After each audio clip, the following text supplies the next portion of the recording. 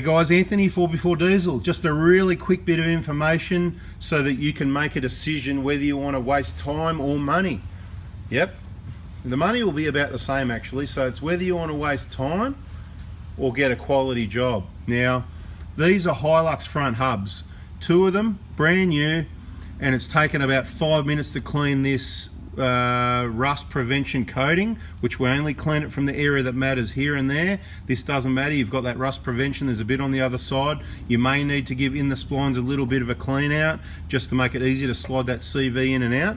But you tell me, do you want to pay me or waste your time doing it yourself to split these hubs, which kind of isn't always possible, sometimes they get damaged and bent, to end up with a surface like that? And we've spent 10 minutes cleaning each one of these, plus another approximately half an hour on this one, trying to rub and clean this out, and you can see what we've ended up with. So the question is, what do you want to pay for? Splitting the hub labour and end up with this rubbish that might have stretched wheel studs, or a brand new hub and end up with a surface like that?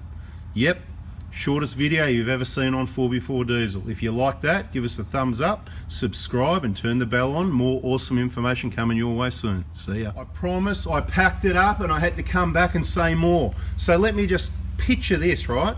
You're not doing this every 40,000 Ks. You're not doing it every year or every 2 years. You're doing it about every 10 years. Why did it last 10 years? Because you had this, not this rubbish. Anyway, it's up to you guys. What do you want to do? Pay for labour to split the hubs and use the old rubbish, or just get the nice new fresh genuine everything?